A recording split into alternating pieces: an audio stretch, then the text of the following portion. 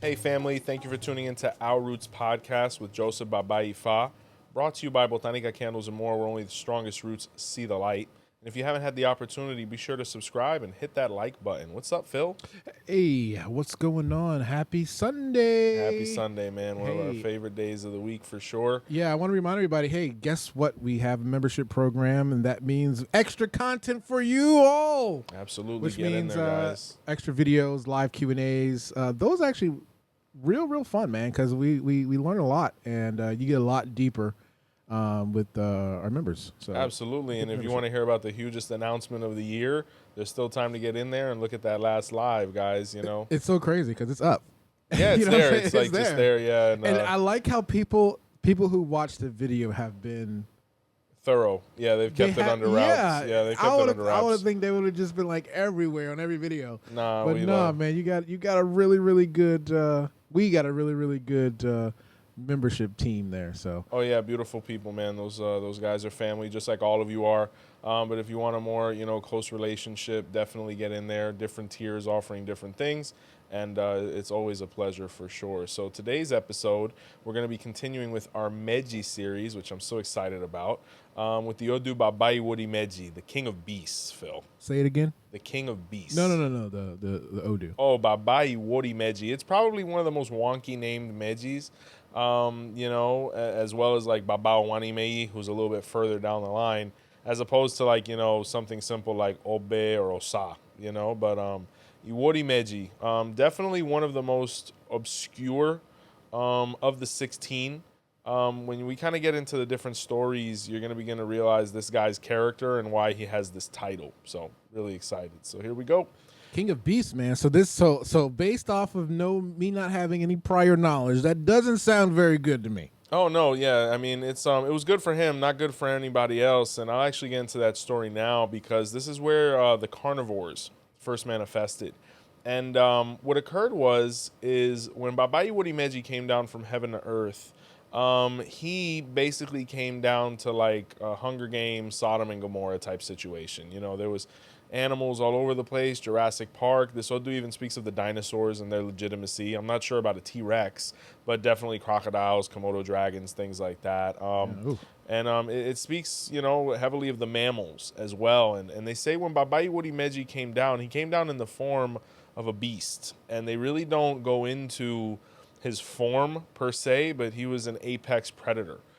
He was furry, he was scaly, maybe he was a woolly mammoth type thing, I don't know, but he was very dangerous and lethal.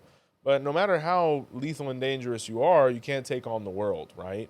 So he realized that from his divination in heaven, he was going to need a way to be able to deal with all of the obstacles and competition and challenges he was going to have to deal with, because he came down with a lot of grandeur. People knew he was coming down. And not everybody wants to see a king crowned. So he went to visit Orunmila, where Ifa told him to perform sacrifice and to actually urinate around his territory, kind of like the marking concept that you see a lot of predators do. And no one knew that he did this. So there was this big battle that was going to happen where all of the animals were going to attack him at once to try to dethrone him. And he stood calm. There was an exchange of words. It was really heated, and basically they charged on him. But around the barrier of urine where he marked, it was enchanted, with things that Orunmila told him to say and repeat, and different powders and things like that.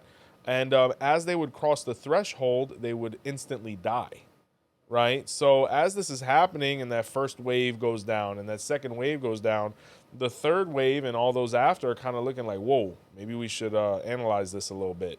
And they quickly realized they were dealing with a competitor and a predator that they had no idea what they were up against, and that they obviously couldn't compete. So at that moment, basically everybody hit their knees and they paid homage to Baba Iwori Meji, and that's where he got this title as King of Beasts. I actually got this story from a brother in Miami. Baba Iwori Meji, gentleman with like 30 years of Ifa done. He gifted me that story. I'm not sure how public it is or not, but I always found it very intriguing because It's an Odu where the person is coming down with adversity, but he is going to have the tools along with Ifa to be able to deal with all of it as well. So I found that super interesting.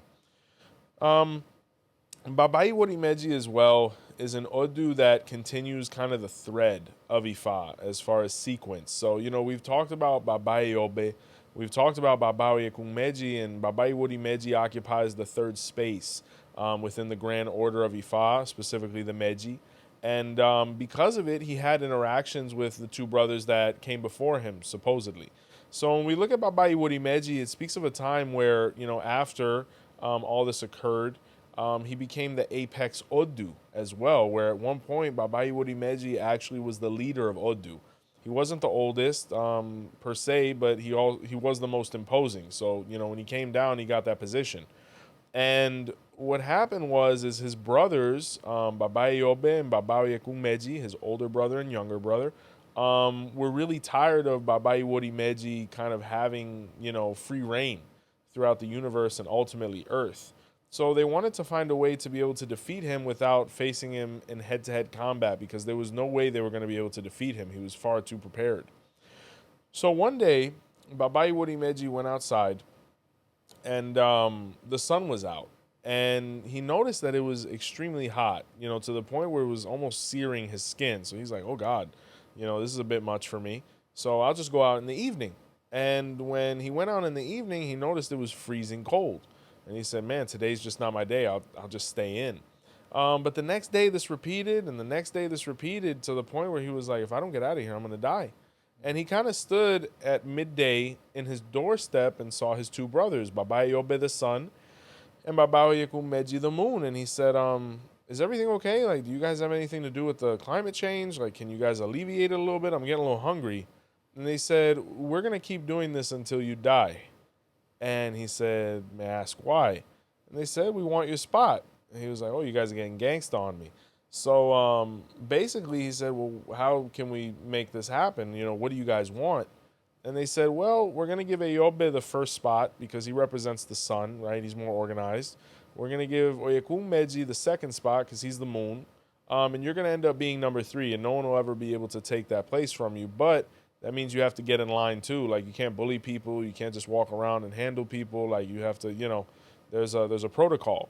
And he said that's fine, but he always kind of in the back of his mind knew, face to face they can never, handle him. But at the same time, it's not always about brute strength, and it's always about strategy. So that's how Baba Iwori Meji lost his position as the Olodu, or owner of Odu, to ultimately number 3, which he occupies now and has always occupied. So someone with this Odu, a big theme here is that they have to be very careful with their siblings. This Odu says that people are going to try and come for your position, and it's usually going to come from blood, right, or relatives. This is an Odu where inheritances were fought over as well, because Baba Iwori Meji received the apex spot from Olodumares himself, and his siblings basically replaced him and stole it from him. This Odu speaks of the importance of, recognizing weather and things like that, all of those different nuances. So the big message here is, based on our character, you always want to scale and not lose a position. So okay. This Odu says as well a lot about the Orisha Yemaya. This is known as the Odu Isaraye of Yemoja, right? And everybody knows who Yemaya is. She's the Orisha of maternity. She's a woman's woman, queen of the world, all of these different things, the lady in blue. And in this Odu is where she came down from heaven. And her celestial divination with Iwori Meji told her to perform sacrifice to basically be a goddess on earth, right? Orisha. And she did that. And when she came down well. But she went for divination again with Baba Iwori Meji revealing itself, where Ifa told her to perform sacrifice to become queen of the world and to be able to govern earth even amongst gods. And she did the sacrifice because she was a very sound woman. So Olodumares at that point was looking for somebody to be able to delegate his earthly functions to, because he was too busy being God in heaven. And, all of the people that he had selected up until that point had failed. They just didn't have the aptitude amongst the Orishas minus Orula to be able to do it, being that Orula had a lot to do as well. You know, he had a packed schedule. So one day, Yemaya presented herself and, you know, said, hey, you know, I want to accomplish this. I think I could do this for you. I'm pretty organized. You know, maybe you want to give me the position and let me try it out. And he was with it. You know, he said, I'll give you a year to see how you do. And she killed it. She did amazing. She was able to find a way to get the difficult Orishas to, you know, kind of acquiesce to her demands or what she needed them to do. You know, to be able to deal with 𝗃𝗏𝗄 and characters like Shango, you have to have a certain level of finesse, which she did, being a woman. And then apart from that, you know, she was very organized. She was very diligent. She knew how to motivate people. She was a great team builder. And, you know, when Olodumares came back and visited, he was very satisfied with her. He said, oh my God, you know, I couldn't have even done this well. So I think we're going to leave you with the position. And then the Odu of Baba Iwori Meji was where Yemaya became Queen of Earth. And till this day, she still has the title 𝗃𝗏𝗏𝗿𝗄, which means my mother has the crown. And all of that happened here in Baba Iwori Meji. This Odu says for the person, especially the woman, or initiate of Yemoja, regardless of gender, that 𝗃𝗏𝗍 is always going to put us in the best position to be able to receive the benefits of our destiny. Without it, we could be destined for something great, but we'll never actually see the fulfillment of it because we don't have Ifa's blessing and support. With it, you'll be in the right position and be able to take advantage of it, along with all the dedication and hard work that you put into it. Baba Iwori Meji was a politician at some point. You know, he ended up learning, or she ended up learning, how to deal with different personality types without ruffling too many feathers and getting what they wanted out of people without, you know, compromising the people that were doing it for them. So delegation is a huge thing here, you know. So shout out to Yemaya for a wonderful, you know, descension upon earth.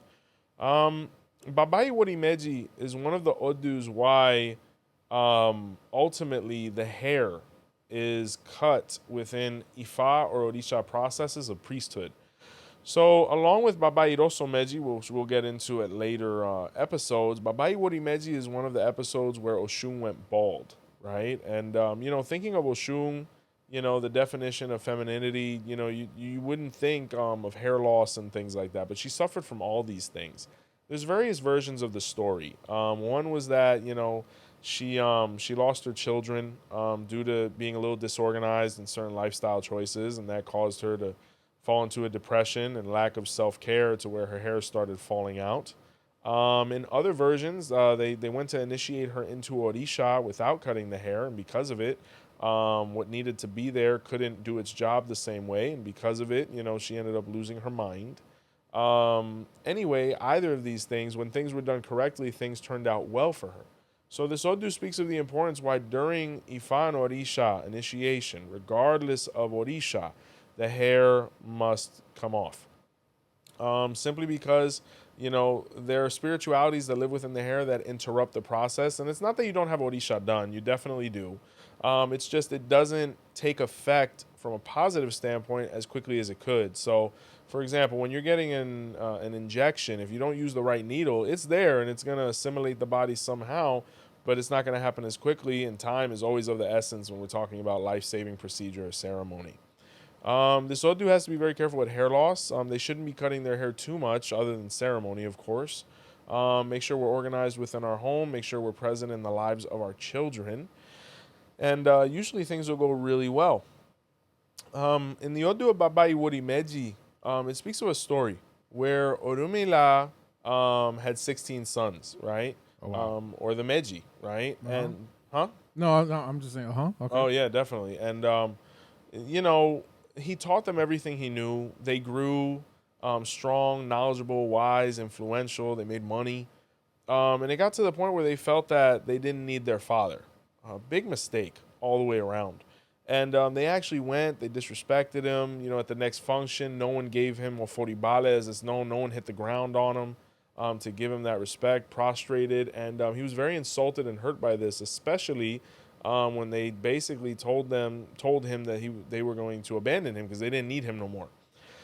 So, you know, he was so distraught that he basically, you know, confided in his friend Eshu all that happened. And he said, I could take you to a place where no one will be able to hurt you again, and I'll protect you. And he took him back to heaven, right? And he left something in place to be able to, you know, represent him on earth. So after the Megis did this, like with anything, they confronted situations that they were unaware of or didn't have the experience to handle. So usually what they would have done is gone to their father and asked for advice, but their father was no longer on earth. So they actually went to heaven to visit him and to apologize, right? So they got to the the doorstep of heaven, basically, and who was there is an 𝘃𝗶𝗱𝗏 known as 𝘃𝗶𝗶𝗍, right? And basically, they told 𝘃𝗶𝗃, we're here to see our father. And 𝘃𝗶𝗃 said, well, I have to ask your father whether he wants to see you, because from what I understand, you guys didn't behave accordingly. And when 𝘃𝗶𝗃 went into heaven and spoke with Olodumares said, tell my sons I love them. I forgave them from the moment they did this to me, but I can't put them in a position to be able to hurt me again out of sympathy for them. And when he went outside, 𝘃𝗶𝗃 delivered the message. The Megis were distraught, but 𝘃𝗶𝗃 told them to interact with the icon that Orunmila left on Earth to be able to communicate with him and get all the advice that they needed. That's why till this day, Orunmila does not descend upon heaven. I mean, upon Earth. A lot of people ask me, they're like, Baba, why doesn't the 𝗿𝗶𝗸𝗏 come into trance from an Elegun standpoint, like the children of 𝗀𝗲𝗍, Yemaya, 𝗿𝗶𝗸𝗏, etc.? Orunmila descends upon his children, the 𝗿𝗶𝗸𝗏s, in a metaphysical sense because at one point we betrayed him. When you look at what the Megis did, they were completely unappreciative. They were arrogant, all of these different things, kind of all the toxic behaviors, possibly of men or men initiated in Ifa specifically that we have to avoid. We can't be greedy, we can't be gluttons, we can't be unethical. And, they did all those things. So this Odu says that, we have to appreciate the people that take the time to be able to love us, to be able to mentor us and teach us so that we never fall into disgrace or taboo. And, 𝘃𝗶𝗃 will have his way with us, because he doesn't appreciate Orunmila being mistreated or elders either, just like the young. This Odu says why Orunmila doesn't come down from heaven, why we interact with him the way that we do. For all the initiated, you know what that is. And ultimately things have functioned since then, but that's why this is one of the Odus where Orunmila left Earth and things in place for us to be able to find a way without him. So sad story, but still some hope there because we're still making it work with what he gave us. So that's always nice. Yeah. Yeah. So in the Odu of Baba Iwori Meji, it speaks of the Orisha Olokun, right? And Olokun is very popular. A lot of polemic topics and discussions about it. Because no one really knows what's going on there. It's like the Odu Iroso Ogunda says, we'll never know what's going on with Olokun's gender. Very big deity here. I've seen paperwork in Africa where he actually has paths, male and female, so that's pretty wild. Over here, depending on the lineage, depending on the scenario, Olokun Aganaeri, which is a path of Olokun, which is Olokun, which is given by the Olorisha, is seen as, within scripture as a woman, but pretty androgynous as well. Then you have the Olokun of Ifa, which is seen as the male aspect. It really depends on which one you want, but all of them are going to function the exact same way. But in this Odu, Olokun had children, and his children, being that he was the ocean, were the rivers. And in this sign, once again, it kind of reiterates the theme of humility and appreciation because the rivers didn't want to give homage to Olokun or the ocean. So they decided they were going to go to war with the ocean. That's why Baba Iwori Meji says a river can never go to war with the ocean and win. Okay. And exactly, and Olokun here got frustrated with his children and realized he was going to have to spank them. And he dried up the rivers, and when he did that, everybody started suffering, humanity, because, when we talk about the significance of the river for basically the progress of humanity, all the major civilizations were created next to one. And Baba Iwori Meji speaks of that. And what ended up happening is they basically came back begging for forgiveness. And Olokun told them, as long as you basically do like a Treaty of Versailles to never attack or, infringe upon my rights again, I'll go ahead and reinstate you, and he basically flooded them once more. And, they learned respect and humility towards this Orisha, where Olokun is once again a huge Orisha in this Odu. But, this Odu speaks of the importance, once again, honoring our parents, honoring our superiors, honoring those below us as well, from a rank standpoint, because at the end of the day, anybody could hurt you or anybody could help you. So it's better to make an ally than an enemy. It speaks of the importance of water consumption. circulation. I mean, if you look at the metaphor, the ocean could be the heart, and the rivers could be like capillaries and vessels and things like that. So Baba Iwori Meji has to take special care of their circulatory health, right?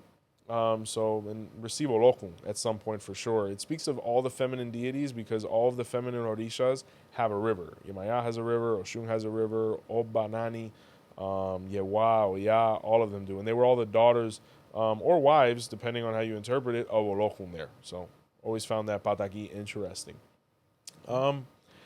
In this Odu, Baba Iwori Meji speaks a lot about dynasty. It speaks a lot about continuing the legacy of our ancestors. And all of us trace our ancestry at some point back to Africa. Nigeria, cradle of civilization, however you want to interpret that space. But everyone's meant to make it back to Ifa at some point, whether it's in this life or the next. And in this Odu was where 𝘃𝗶𝗱𝗁 had a son. I guess we'll call him 𝗃𝗶𝗱𝗁, right, just for the sake of the story. Okay. And 𝘃𝗶𝗱𝗁 wanted his son 𝗃𝗶𝗍𝗁 to be a babalawo, right? But 𝗃𝗶𝗍𝗁 was living life. He was a young man. He was a little frustrated with his dad because his dad was this big guy, big personality, and he wasn't trying to follow in his footsteps or fill the shoes. So he kind of was doing his own thing, but things were kind of going backwards, right? So his father would tell him all the time, please do Ifa, please go to your uncle, do Ifa, etc.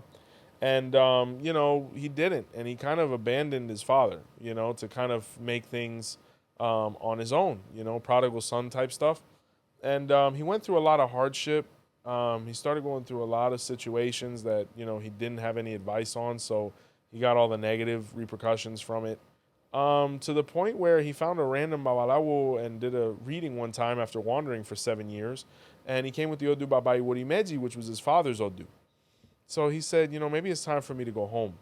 And when he went home, he was given the horrible, news that his father had passed away. So he was distraught over it. He went to visit his uncle. He said, I got this reading. I want to fulfill my father's wishes and reconnect the line because a huge negativity had fallen upon the land. And his uncle Orumila initiated him as Babalawo, where his father's Odu was revealed for him. So he basically shared the same DNA.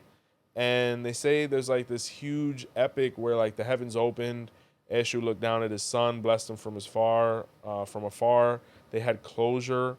They were able to speak. And, he basically said, if you ever want to communicate with me, you have all the tools necessary. Because ironically, who left the money as an inheritance so that 𝘃𝗶𝗱𝗁 could do Ifa and afford it was his father. The issue is in this Odu, 𝘃𝗶𝗱𝗁's siblings, once again, that's a huge theme here, wanted to usurp him and not allow him to do it because they knew how epic it was going to be and how at that point he was going to be able to be crowned king, which he ultimately did.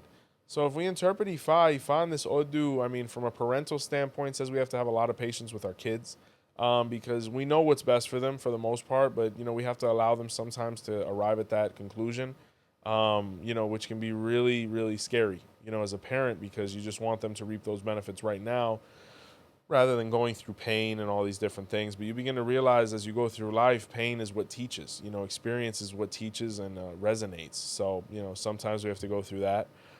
This Odu, unfortunately, speaks of, people transitioning, whether it's grandparents, parents, God forbid anybody else. But make sure we're attending a gungung heavily here and 𝘃𝗶𝗱𝗁 as well.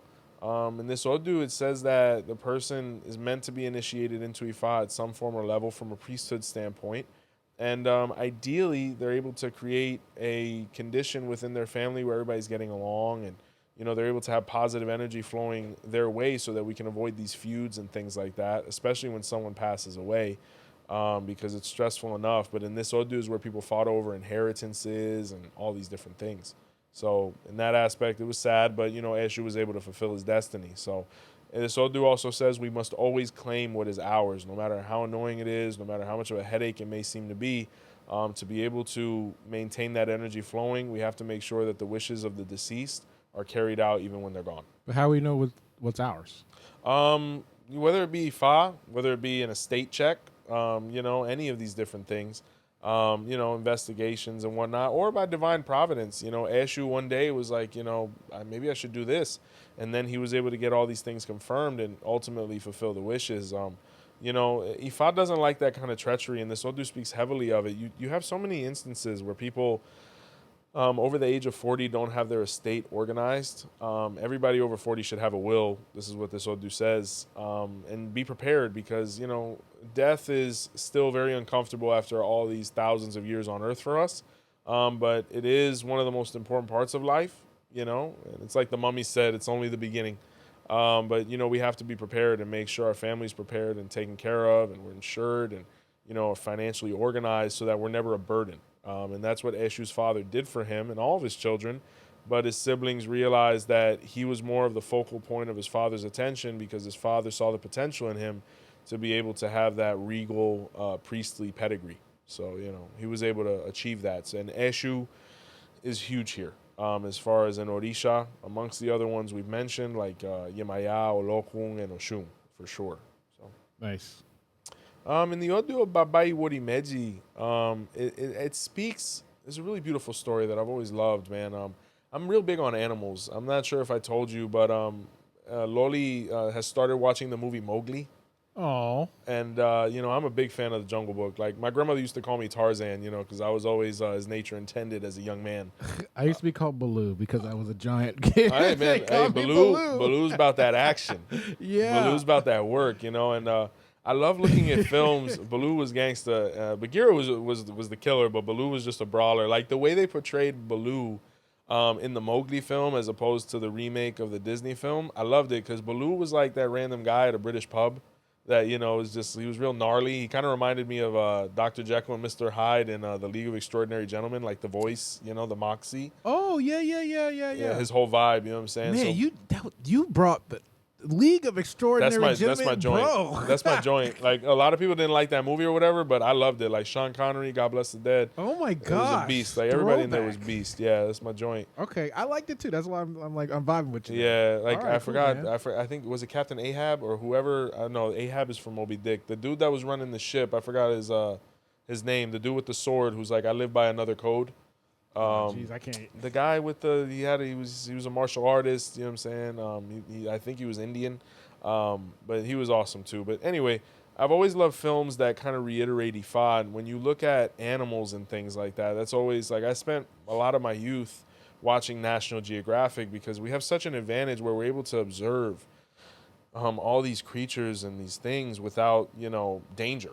You know, I mean, it's easy to watch a lion on TV, but when you're in its presence and just that regalness and that natural fear that you feel, it can't be, you know, overstated. So, but what I loved so much is as I'm watching this with her, because she's showing that same love, which makes sense because her Odu says, you know, the person kind of, you know, adapts to, you know, or has the same habits as the father, the positive ones, hopefully. And I'm just looking at this film and like noticing all these Odus and things that are playing out right here, just seeing how that culture and Ifa have so much in common, especially as their interpretation of the animals, you know.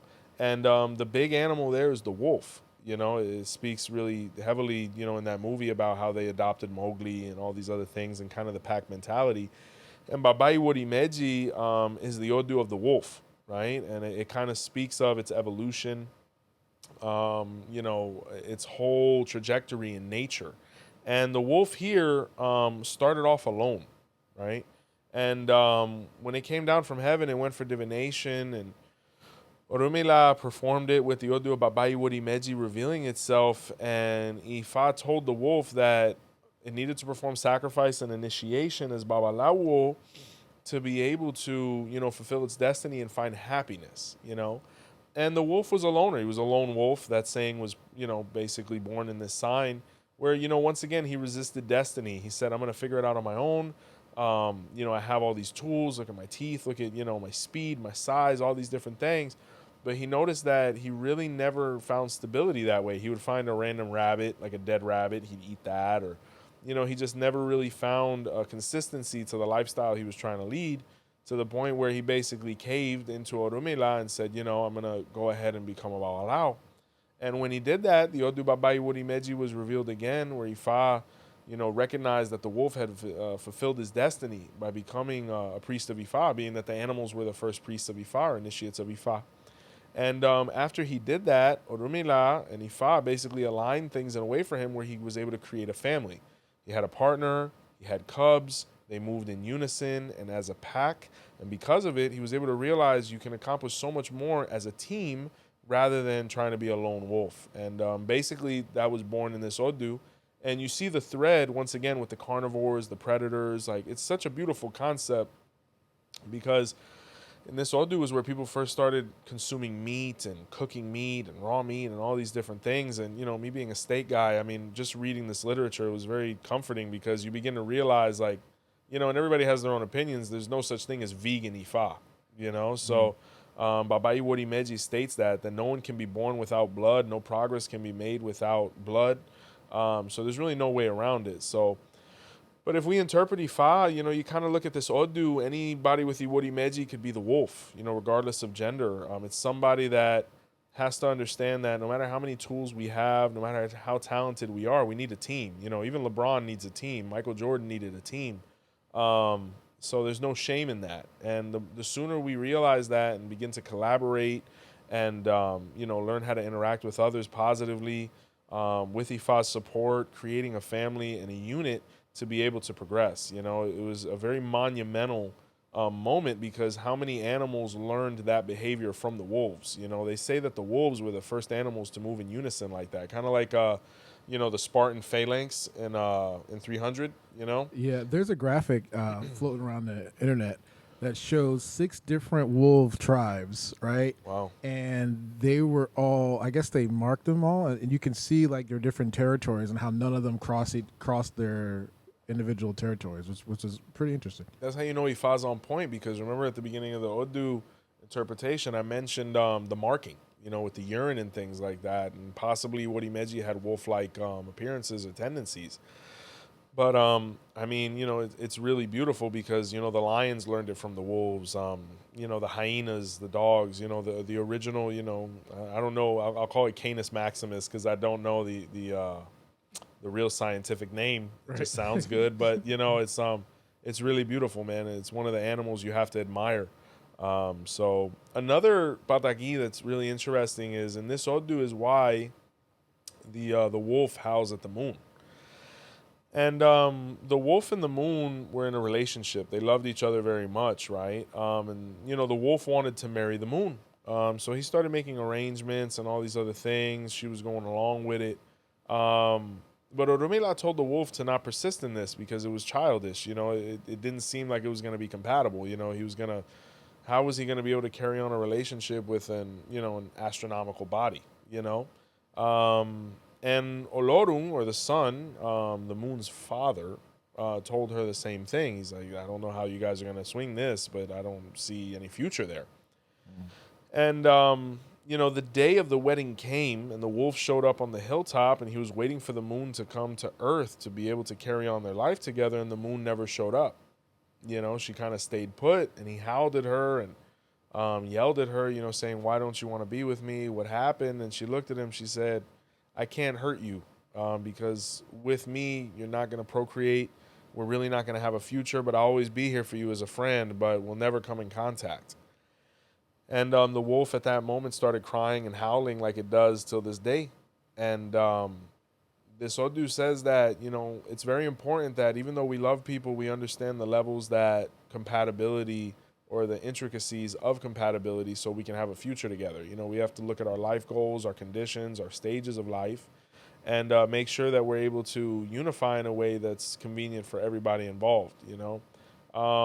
But this Odu basically explains this phenomenon, and that's what I've always loved about Ifa is Ifa, you know, it gives explanations to the things that seem inexplicable, you know, and even till this day, I mean, there's certain things like why does the wolf howl at the moon? You know, scientifically, maybe there's not really a congruent response to that, and Ifa provides that. You know, just based off of faith, empowered by faith. I like that. Yeah, really beautiful stuff for sure. Yeah, and you know, when me and Loli watch the movie, it gets very emotional because you know when like Aquila is getting replaced or he dies, like. You know, she gets, you know, she's like, oh my God, you know, the wolf, he's gone. And, you know, it's one of those moments where you find the beauty and the empathy of children, you know. So love that movie. Recommend it for everybody. Netflix got it right on that one, in my opinion. Awesome. Continuing with the theme of the wolf, and this sign is why wolves and hyenas don't interact on a positive level. They were brothers, right? And this Odu speaks of a really uncomfortable story, a really sad story, where the wolf loved his brother, the hyena, even though the hyena was actually jealous of his brother, the wolf. And the wolf had this beautiful family and these beautiful cubs, and the wolf left his children with the hyena because the wolves were going to go hunt, and he needed somebody to leave his kids with. The hyena, being a glutton, being really unorganized, and just a deviant, couldn't resist the urge to eat his nieces and nephews, which he did, but to not leave any traces of it. He buried the bones in the earth, right? And when Mother Earth saw this and the blood spilled and all these different things, it was a curse now. So when the wolves came back from an unsuccessful hunt, it was even more, sad or, frustrating, because when he came home, his kids were missing, and the hyena said, I looked around and I couldn't find them. I fell asleep. And the wolf always had this uneasy feeling about this, because he knew the hyena was really shifty. And he went for divination with his godfather Olodumares, where Baba Iwori Meji was revealed, where Ifa told him to perform sacrifice to the earth, right, or 𝗃𝗲𝗍𝗍. And when he did, and he opened the hole to be able to perform the offerings, he found the bones of his children. And he looked at the hyena, and the hyena, he knew what was coming, and the wolf pack basically attacked him and ripped him to shreds. And they didn't even eat the meat. They were so disgusted by him that they left him there to die. That's why till this day, you see the natural frustration and aggression between the African dogs or the wolves with the hyenas. And this is the Odu why everybody hates hyenas as well. When you look at the characteristics of that animal, it's immature, it's a deviant, it's a thief. It has all of the horrible qualities a human can attain. Is that why they laugh? That's why they laugh all the time, because he got away with murder, in his mind. So, but it's also in this Odu why hyenas eat the bones, and it was because he got caught because of the bones. So he said, from this day forward, I'm going to eat the animal whole while it's alive. And that's why you see that phenomenon, which is, for anybody that's seen National Geographic, they actually start consuming the animal alive while it's dying, because if they wait till it's dead, the lions come and steal it, the wolves come and steal it. They're cowards. They don't interact on a competitive level whatsoever. But they do have a very powerful jaw, and they have very resilient skin and things like that, so they survive. But this Odu speaks of the importance of being very judicious with who we leave our children with. Unfortunately, this could be, interpreted as child abuse on any of its various levels. It speaks once again the issues with the siblings. I've always loved Ifa and analyzing various pataki, because when it's under the umbrella of the same Odu, you always see that common theme. And obviously the one here is siblings, treachery, feuds, family, etc. It speaks of the importance of feeding the earth, right? Because Baba Iwori Meji, the earth was cursed because of things that happened that she was witness to that she couldn't talk about, other than through the oracle. Because Mother Earth, when she saw the wolf's kids die, she was very distraught, but, she's cursed to silence. So she had to, curse the land in a certain way, or the situation, to be able to motivate the wolf to dig a little deeper to get to the bottom of who basically murdered his children. So, all of those things are here. So really rich, really visually rich information, as far as the stories and whatnot. So, Baba Iwori Meji, overall, is a really an Odu where the person has to learn how to control their emotions, their urges. For example, maybe you like steak. Well, we can't eat red meat every day. We can't eat a nice ribeye or a Wagyu every day. So it speaks a lot about moderation, whether it's character or whether it's desires. Whenever we lose control of what we want, it could cause us to be in a very negative situation. So moderation is a big message in this Odu. This Odu also has a story that speaks of the bear, right? And the bear was obviously another apex carnivore. Ask Joe Rogan, right? Right. I was actually watching. I love Joe, by the way. If you see this, come on, let us on there. God tag bless him. you. Everybody tag him. Everybody tag Joe Rogan and Joey Diaz for sure. And he's like, Jamie, show the bear. And he was actually talking about this really incredible piece of information, because I remember in high school, I had a coach who was from West Virginia. And this guy was really, he was imposing. He was 6'5", 230, 240, outside linebacker, defensive lineman Nice. from the mountains, dog. He was awesome, man. And it was so funny because his wife was like 4'11", you know. It was they were so happily married, and they were from the same place, and like he knew Randy Moss, like he knew a bunch of guys from over there. I think Jason Williams was from over there, White Chocolate. Yep. And I said, "Yo, coach, like, what do you eat?" He said, "Well, the first part of my life was spent eating bear." Oh my God. I said, "Are you serious? Like, I've heard you can't eat that and this, that, and the third." He's like, "No, I've been eating bear my whole life." And I said, Whoa. he looked like a bear. He's a very scary, bear like that'll run a 4.40 at 250. But it was interesting because when I was watching a Rogan clip, they were talking about the two aspects of bear meat. Like, for the most part, if you're unlucky, you'll find a bear that's been eating garbage and things like that, unless you're willing to go like deep into the wilderness to hunt. But they say that there's this species of black bear that just eats blueberries all the time. And it actually, when you actually consume the meat and things like that, like it's purple colored. And they say it tastes amazing. I haven't had the luxury. But in this Odu, it speaks of the bears and their habits. And the bear here was Olodumares' godson. And he was Baba Iwori Meji, but the issue is the bear was a traitor. So Orumila noticed that every time he would basically delegate the task of the bear to take his 𝗵𝗍𝗍s to the selected location, they really wouldn't give the results he was looking for. And up until then, he had 100% satisfaction with the 𝗵𝗍𝗍. So he started to doubt and things like that, and he went and consulted Eshu and was like, "Bro, how do I know if the bear is betraying me?" And he was like, "Well, tell him the opposite of what you want him to do, and then you'll catch him, right?"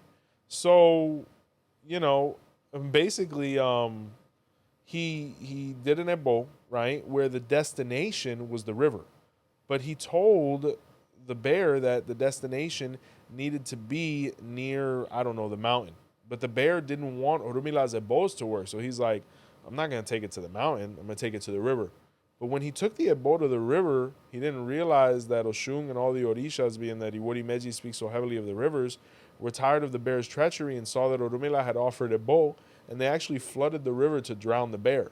Yep. And Orumila lived by the river, and when he sat at the riverbank, like Ifa says, to see the cadavers of your enemies, he saw his godson, the bear, float by, and he said, "I guess the traitor was always you." So this Odu says you have to be very keen. You have to be very observant and know how to put your enemies in a position to be able to hurt themselves without you having to become aggressive. That's real strategy, and there's a big difference between planning and strategy. In life, one of the laws of power in war says you always have to be strategizing and kind of playing this chess. That's why I love 50 Cent so much, in that regard. He's a real tactician, apart from, any of the things he does on social media. I mean, if you read his books and kind of analyze him, the dude has quite a mind on him, and, literature like Robert Greene's and things like that, where you're able to kind of look and see the behavior that we all share with, the animals that are mentioned even in this sign. You have to know how to facilitate for the enemy to reveal himself. And Orumila did that perfectly here with, obviously, Ifa's support. There's so much information here. I mean, any of the Megis, represents a whole compendium or a whole religion within itself. Iwori Meji has to be very careful with issues with the head or the feet. Because when you look at the Pataki and Babawi Meji, where it says that when you look at a double helix of Ifa, or the way the sign looks, it's actually a representation of what they might go through. So when you look at Baba Iwori Meji and the composition of it and the symbols, the head or the top quadrant looks swollen, just like the bottom, because it's 0 or 2, 1, 1, 0 or 2. So this Odu says we have to be careful with any type of head trauma from the neck up, which would make sense because when a carnivore attacks, it usually goes for the jugular anyway. We have to be careful, with things like anemia, bulimia, anorexia, blood conditions, eating disorders, God forbid, deficiencies due to an improper diet, and issues with the feet, which could be, high sodium intake, retention of water, all of these different things that have to be taken into account. But this Odu speaks of all this, basically the animal kingdom, how it was able to basically find its order even though Baba Ifa Meji speaks ultimately of, you know, man as the apex predator due to his logic and, you know, engineering prowess, you know, it speaks of in this Odu where they all started kind of defining their characters and things like that. You know, Odu, such as Iwori Meji, speaks of the lion, it speaks of the buffalo, it speaks of the bear, it speaks of all of, you know, all the things you might see in the Jungle Book. So I'm a huge fan of this sign. You know, it teaches a lot about human behavior. I've always been a fan of animals as far as a teaching tool, especially when we analyze that Ifa is nothing more than animal watching or observation that was related to human behavior, based on, you know, divine influence, and somebody wrote it down, thank God. But Iwori Meji is somebody that definitely needs Ifa, and is going to benefit from it. So what do you think, Phil? This is one of my favorite ones. I love Iwori Meji. I really do. And you know, my wife, you know, I'll be on the couch and, you know, the time I actually get to choose what's on the TV between Baby Shark or 90 Day Fiance, you know, I'll either put on a gangster movie or, you know, I'll put on, you know, something with animals, you know, and she's like, you got to look at the animal, you got to look at the leopard, you know, eat the antelope for the 1,000th time, don't you? I said, I learn something every time. And so it's pretty funny, but, you know, it's really comforting. Apart from the gruesome aspect of it, you know, my daughter's empathy for animals, her interest in it, you know, Loli's really, really wild like that. Like, she'll sit there and watch it with me until mom's like, all right, we could change it, you know. So I'll put like kid animal videos and things like that. But there's a place you should go. It's almost near you. It's called Wild Safari.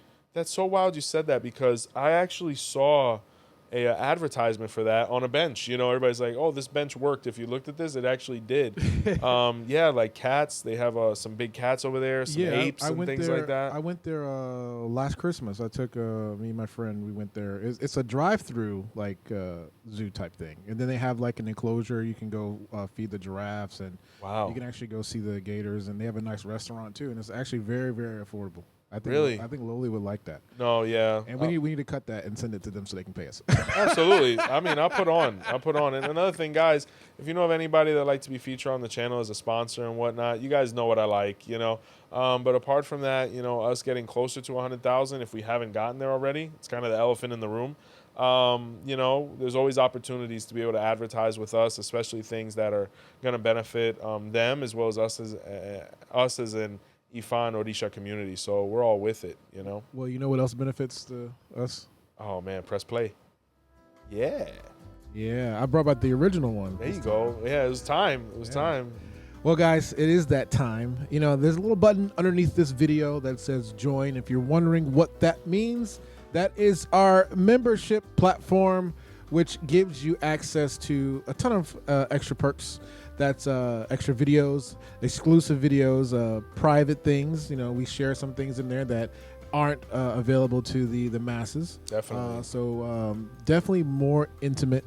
You get discounts on merch. And I think you get more access to you, too. Yeah, Joseph, exclusive right? videos, all those things. We're all family, but, you know, my members are my members. So get in there, guys. So let's show some love to some of the people that show love to you. Yes. So here goes to the super fans. We got Ray Valentine. Thank you. We got Derek Jones. Boru. We got Militia Fraga. Oh, yeah. Hey, I think that was Dominic's old preschool teacher, actually. Oh, gosh. That's her exact I name. hope he was a good boy. Oh, gosh. And we got Dr. Nakia Brown. Sure. And the VIPs, we got Iggy. Thank you. We got Desmond Dawson. Boru. We got Luis Caminero. And we Yeah. got Dominic Santiago. Guys, you guys are the best part of the channel for sure.